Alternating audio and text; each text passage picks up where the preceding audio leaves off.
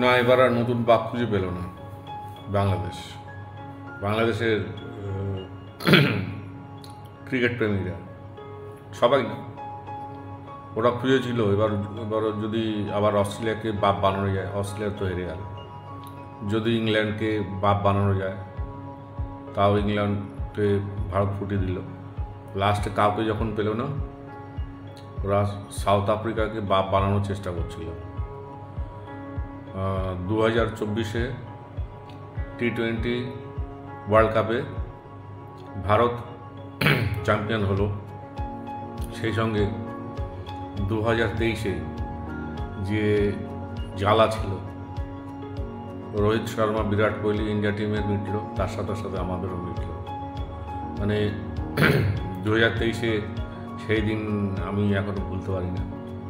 আর এবারে 2023 সব বদলা একসাথে নিয়ে নিল। অস্ট্রেলিয়ার সাথে বদলা নিয়ে নিল, ইংল্যান্ডের সাথেও বদলা নিয়ে নিল। ইংল্যান্ডের কাছে সেমিফাইনালে হেরে ওয়ার্ল্ড কাপ থেকে ভারত ছিটকে গেছিল। আর এবারে বিশ্বকাপ ফাইনালে সাউথ আফ্রিকা আনবিটেন টিম ছিল, ইন্ডিয়াও আনবিটেন টিম ছিল। কিন্তু তফাৎটা হচ্ছে সাউথ আফ্রিকার যে টিমগুলোর সাথে খেলেছিল, মানে সে টিমগুলো খুব একটা স্ট্রং ছিল না। যাই হোক, ইংল্যান্ড স্ট্রং ছিল, ইংল্যান্ড মানে সাউথ আফ্রিকার গ্রুপে ছিল। যাই হোক, ফাইনাল ম্যাচ, এরকম ফাইনাল ম্যাচ খুব কম দেখা যায়। মানে রোমাঞ্চ প্রতি মুহূর্তে রোমাঞ্চ, মানে হচ্ছে ম্যাচ শেষ হওয়ার 3 ওভার আগের থেকে রোমাঞ্চ। আমি খেলাটা দেখছিলাম, প্রথম দিকে 4-5 জনের সঙ্গে দেখছিলাম, তারপর ওদের কোনো প্রোগ্রাম ছিল, ওরা চলে গেল, আমি একাই খেলাটা দেখছিলাম। আমিও ভেবেছিলাম এবারে সাউথ আফ্রিকা জিতে যাবে, কেন সাউথ আফ্রিকা যেভাবে খেলছিল, রান রেটে ভারতের থেকে এগিয়েই ছিল। তো আমি আশাই করেছিলাম সাউথ আফ্রিকা জিতবে, কেন 30 বলে 30 রান মনে দরকার ছিল। তখন আমি খেলা দেখছিলাম। তো তার আগে মাঝে মাঝে কয়েকবার আমি টিভিতে দেখছিলাম না, মোবাইলে দেখছিলাম, তো বন্ধ করে দিয়েছিলাম। তারপর কী মনে হলো, হঠাৎ দেখলাম পুরো ম্যাচটাই দেখি। তো এরকম রোমাঞ্চকর ম্যাচ ফাইনালে বিশেষ করে খুব কম দেখা যায়। আর তার সাথে তো একটা কথাই বলতে হয়, সূর্যকুমার যাদবের ক্যাচ, মানে ক্রিকেটে এরকম অনেক ভালো ভালো ক্যাচ আছে, কিন্তু আমার মনে হচ্ছে এই ক্যাচটা মানে one of the best catch. যেভাবে ও বলটাকে ধরে ডান হাতে বলটাকে উঠিয়ে দিল, উঠে দিয়ে বাউন্ডারির ওপারে গিয়ে আবার বাউন্ডারির পাশে এসে ক্যাচটা নিল। তো আমি ভেবেছিলাম মানে হয়তো ওর বাউন্ডারিতে টাচ হয়েছে। তো পরে রিপ্লে দেখাতে আমি কোথাও যে বাউন্ডারিতে ওর পা টাচ হয়েছে দেখতে পাইনি। শুধু বাংলাদেশি কিছু এই যে ক্রিকেট লাভার, এরাই দেখতে পেয়েছে যে সূর্যকুমার যাদবের পাটা নাকি টাচ হয়েছিল বাউন্ডারিতে। যদি ওর পাটা বাউন্ডারিতে টাচ হতো, তাহলে বাউন্ডারি যেভাবে তৈরি করা হয়, ওটা একটা জার্কিং হতো, ঝাঁকুনি হয়নি। কিন্তু আবার বাংলাদেশিরা বলছে ইন্ডিয়া চুরি করে ম্যাচ জিতেছে। তারপরে বললো আইসিসি ইন্ডিয়াকে ফেভার করেছে। তো বাংলাদেশি এই যে গরু গাদার দলকে জিজ্ঞাসা করছি, যখন 2023 ওডিআই ওয়ার্ল্ড কাপে রোহিত শর্মা যে ক্যাচটা আউট হয়েছিল, ওটা কি ক্যাচ ছিল? ওটা তো মাটিতে টাচ হয়েছিল। তখন এই যে বাংলাদেশি যে এই যে গরু গাদার দলগুলো তো কেন ভিডিও বানায়নি? রোহিত শর্মা তো আউট ছিল না।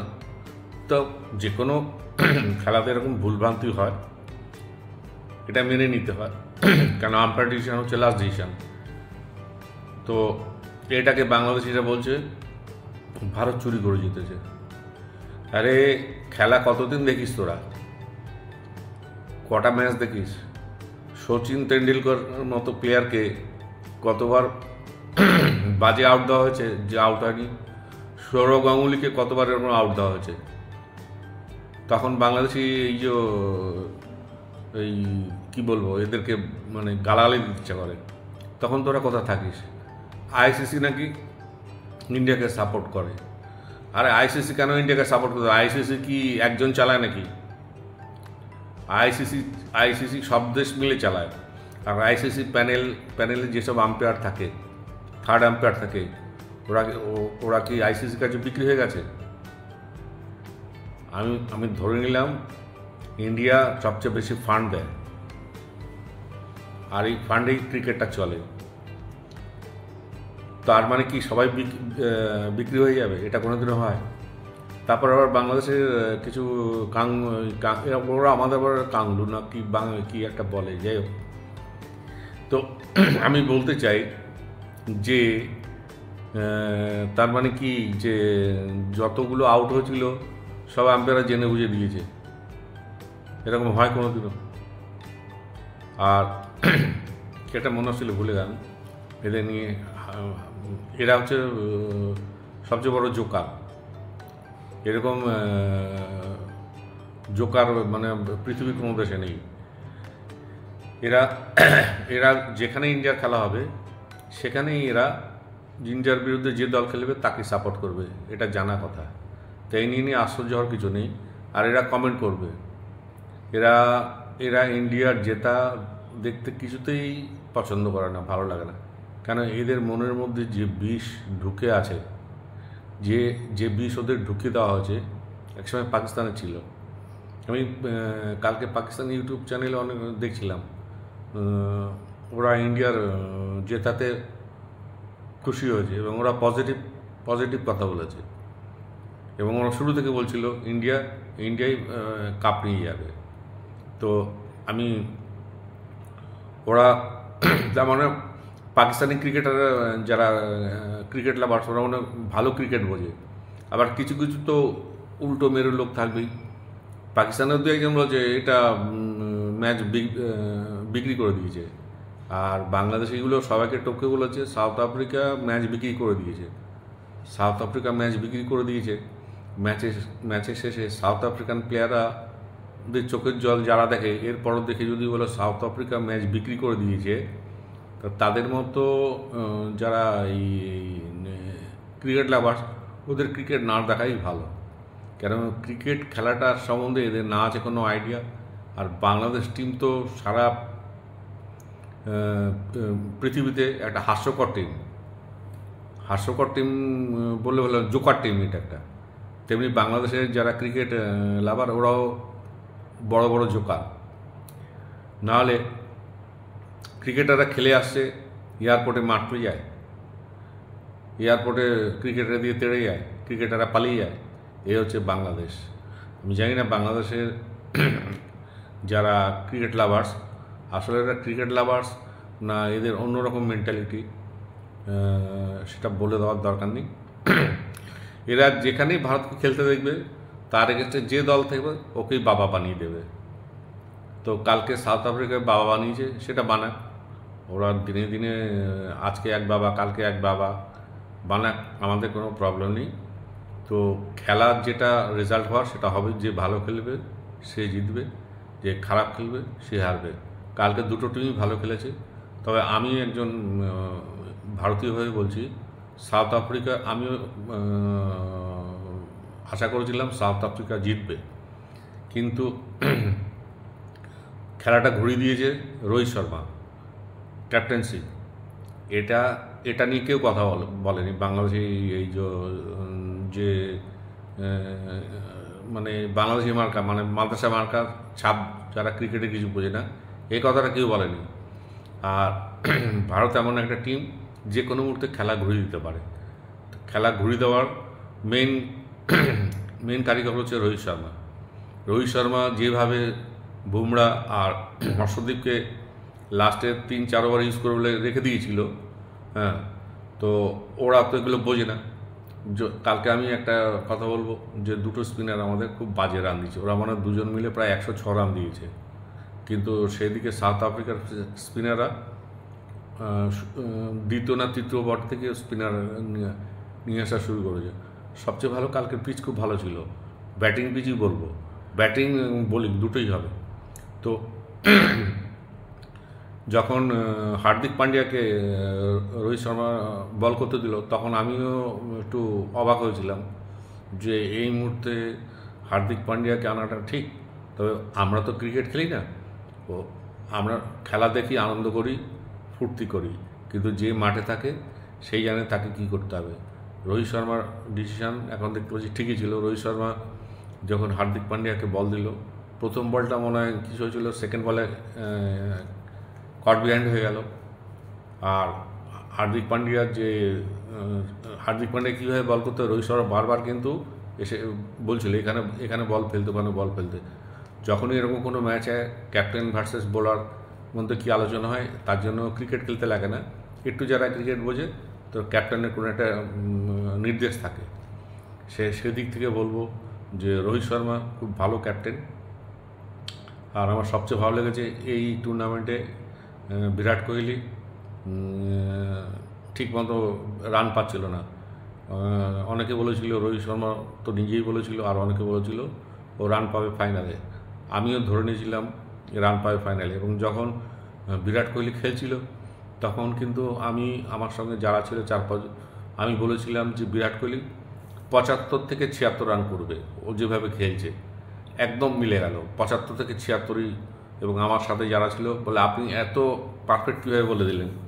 তো এগুলো বলা না, এটা হচ্ছে সেন্স, ক্রিকেট সেন্স থাকা উচিত যে একটা ব্যাটসম্যান যখন খেলছে, আমিও বলেছি 50-এর পরও মারবে, হাফ সেঞ্চুরি হয়ে যাক তারপরে খুলে খেলবে। যদিও লাস্টে ক্যাচ আউট হয়ে গেল, খারাপ লেগেছিল। আর কালকে অক্ষর প্যাটেল দুর্দান্ত ব্যাটিং করেছে, মানে অক্ষর প্যাটেলের বেশি খেলা আমি দেখিনি। আজকাল আমি ক্রিকেট খুব একটা দেখিও না। যাই হোক, অক্ষর প্যাটেল খুব ভালো খেলেছে, যদিও বলটা খুব খারাপ খেলেছে, 1 বলে 24 রান দিয়েছে। সেখান থেকেই খেলাটা ঘুরে গেল, সাউথ আফ্রিকার দিকে চলে গেছিলো। তারপর সেই খেলাকে ফিরিয়ে আনলো বুমরা ফিরিয়ে আনলো। লাস্টের ওভারে যখন বুমরা বল করতে এলো, প্রথম বলে রান নেই, পরের বলে উইকেট। তো বুমরাই পারে যে পুরো খেলাটাকে মোড় ঘোরাতে। তো এই মুহূর্তে যদি বলা হয় সারা পৃথিবীতে কে শ্রেষ্ঠ বোলার, সবাই যারা ক্রিকেট বোঝে তারা এক কথায় বলবে বুমরা হচ্ছে বেস্ট বোলার ওয়ার্ল্ডে। ওর চেয়ে বড় বোলার আর এখন এই মুহূর্তে ওয়ার্ল্ডে নেই। বাকি ইন্ডিয়ার বোলিং সাইড আগের থেকে তো অনেক ইমপ্রুভ করেছে। ইন্ডিয়ার সবচেয়ে বড় প্লাস পয়েন্ট হচ্ছে বোলিং, ব্যাটিং, ফিল্ডিং, আর তার সাথে স্ট্র্যাটেজি।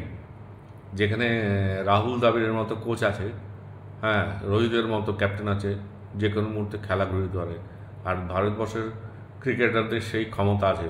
এবং ভারতবর্ষের টিম সৌরভ গাঙ্গুলি থেকে শুরু করে আজ অবধি যে স্ট্র্যাটেজিতে খেলছে, হ্যাঁ, ম্যাচে তো হার জিত থাকবেই, কখনো জিতবে কখনো হারবে, অনেক সময় ভালো খেলেও হেরে যায়। কেন, ক্রিকেট হচ্ছে আনসার্টেন গেম। আনসার্টেন গেমের কারণে বুমরার 1 বলে পুরো খেলাটা ঘুরে গেল, হার্দিক পান্ডিয়ার একটা উইকেটে একটা ক্যাচে পুরো খেলার মোড় ঘুরে গেল। এর নাম হচ্ছে ক্রিকেট। আর যারা এই ক্রিকেট বোঝে না, ক্রিকেটের মধ্যে মানে পলিটিক্স ঢুকে না, দেশ বিরোধিতা ঢুকিয়ে আনে, আবার তো ধর্মও ঢুকিয়ে আনে, তাদের মনে হয় ক্রিকেটটা না দেখাই উচিত। আর স্পোর্টসকে স্পোর্টস হিসাবে দেখা উচিত। স্পোর্টসের মধ্যে কোনোদিনও পলিটিক্স, ধর্ম এসব আনা উচিত না। আর এটা বাংলাদেশিরা কোনোদিনও শিখবেও না, যদিও পাকিস্তানিরা এখন একটু একটু শিখেছে। কিন্তু যারা সত্যিকারের স্পোর্টস লাভার, তারা স্পোর্টসের মধ্যে কোনোদিনও ধর্ম, পলিটিক্স এগুলো ঢোকায় না। আর বাংলাদেশিদের যখনই বলা হয়, বাংলাদেশিরা একটাই ইয়ে করে, আমাদের বর্ডারে আমাদের লোকে গুলি মারছে, এই করছে, ভারত আমাদের মানে শাসন করছে, এটা ক্রিকেটের মধ্যে ঢুকে দেয়। যারা ক্রিকেট খেলে, কি বাংলাদেশ, কি পাকিস্তান, কি ভারত, তারা এইসব নিয়ে চিন্তাভাবনা করে না। তারা জানে আমাকে মাঠে নামতে হবে, মাঠে আমাকে পারফর্ম করতে হবে। আর যে কোনো ক্রিকেটার, যে কোনো স্পোর্টসের যে কোনো প্লেয়ার, ওরা চায় পারফর্ম করতে, ওদের মাথায় কিন্তু ধর্ম, পলিটিক্স এসব থাকে না। আর আমরাই এগুলো করি, বিশেষ করে বাংলাদেশি আর পাকিস্তানিরা করে। এছাড়া সারা পৃথিবীতে কোনো ক্রিকেট দলে এরকম জঘন্য পলিটিক্স, ধর্ম এসব নিয়ে ওরা কোনোদিনও কথা বলে না। তো ক্রিকেট খেলা দেখতে হলে ক্রিকেটটাকে বুঝুন। আর আপনারা যারা এই সমস্ত উল্টোপাল্টা কমেন্ট করেন, আমাদের জীবনে ব্যাটও ধরেননি, বলও করেননি, তবে বুঝতে পারতেন ক্রিকেট খেলাটা কি। ক্রিকেট হচ্ছে একটা ইন্টেলিজেন্ট গেম। আর আমি যদি এখন প্রশ্ন করি, এই যারা এই সমস্ত উল্টোপাল্টা বকছে, কত ডিগ্রি অ্যাঙ্গেলে বল আর ব্যাটে হলে প্রেশার না দিয়ে 6 মারা যায়, কেউ বলতে পারবে? এই যে যারা এই যে বাংলাদেশি যেগুলো গান্ডু আছে, বলুক দেখি, সবচেয়ে বল বেশি কত ডিগ্রি অ্যাঙ্গেলে মারলে স্ট্রেট ব্যাট আর বলে হলে বল উপরে উঠে যায়, মিনিমাম ম্যাক্সিমাম? কেউ বলতে পারবে না। কেন? এরা ক্রিকেটটাই বোঝে না। এরা ক্রিকেট খেলা দেখে, তার সাথে ধর্ম, তার সাথে পলিটিক্স ঢুকিয়ে দেয়। তো সবার আগে ক্রিকেটটা বুঝুন, তারপর কমেন্ট করুন। রাখছি, গুড নাইট।